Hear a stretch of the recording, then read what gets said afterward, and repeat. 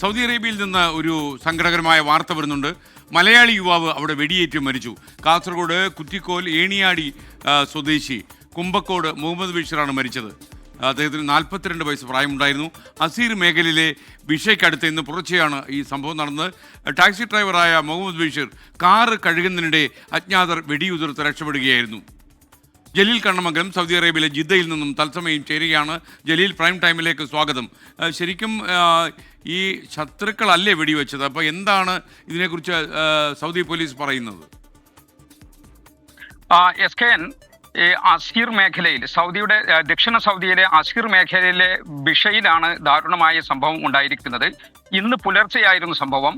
ഈ കാസർഗോഡ് കുറ്റിക്കോൽ ഏണിയാടി സ്വദേശി കുമ്പക്കോട് മുഹമ്മദ് ബഷീറാണ്. 42 വയസ്സായിരുന്നു. അദ്ദേഹമാണ് ഈ വെടിയേറ്റ് മരിച്ചത്. ആരാണ് ഇതിന് പിന്നിൽ എന്ന് വ്യക്തമല്ല. ഒരു അജ്ഞാതന്റെ വെടിയേറ്റാണ് അദ്ദേഹം മരിച്ചത്.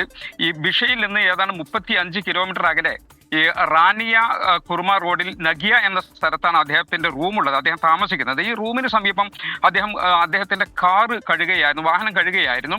ടാക്സി ഡ്രൈവറായിട്ട് ജോലി ചെയ്യുകയാണ് അദ്ദേഹം. അദ്ദേഹത്തിന്റെ കാറ് കഴുകുന്ന സമയത്താണ് ഈ സംഭവം നടക്കുന്നത്. ശബ്ദം കേട്ട് സമീപവാസികൾ വന്നപ്പോൾ അദ്ദേഹം വെടിയേറ്റ് കിടക്കുന്നതാണ് കണ്ടത്. അങ്ങനെ സമീപത്തുള്ള ഒരു ഈജിപ്ഷ്യൻ പൗരനാണ് അദ്ദേഹത്തെ ആശുപത്രിയിലേക്ക് കൊണ്ടുപോയത്. ആശുപത്രിയിൽ എത്തുന്നതിന് മുമ്പ് തന്നെ അദ്ദേഹത്തിന്റെ മുഹമ്മദ് ബഷീറിന്റെ മരണം സംഭവിക്കുകയായിരുന്നു.